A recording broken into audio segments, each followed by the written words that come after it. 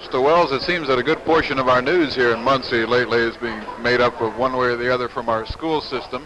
Recently, we've had some racial trouble at Southside High School. Does your office ever get into these kind of local problems, racial disturbances?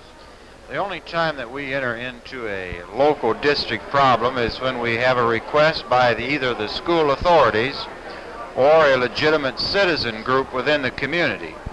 And upon their official or formal request, we might then move into a community and make an investigation and evaluation of the situation.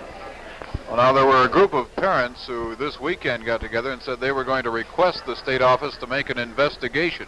Would you do so if you were requested to do so? Well, that depends on the group that makes the request and the manner in which they make the request. They might approach in a highly emotional basis.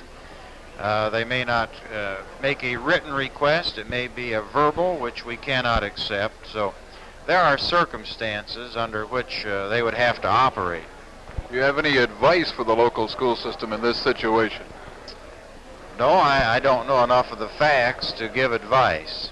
Has your office been informed by the local authorities about this situation? Do they usually keep you informed about it? Regarding Muncie, we have not been informed by the local school authorities as to the incidents on a daily basis, no.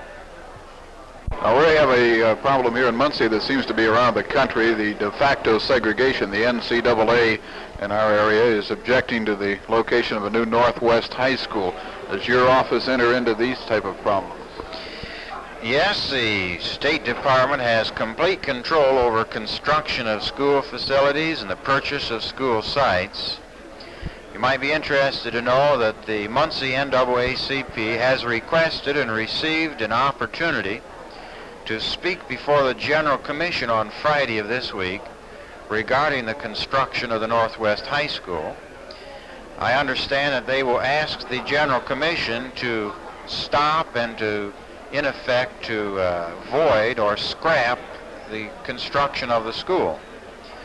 Of course, you'll have to present their arguments and their facts as to why this should be, because a great deal of planning has already been completed, and probably tens of thousands, perhaps over $100,000 already spent.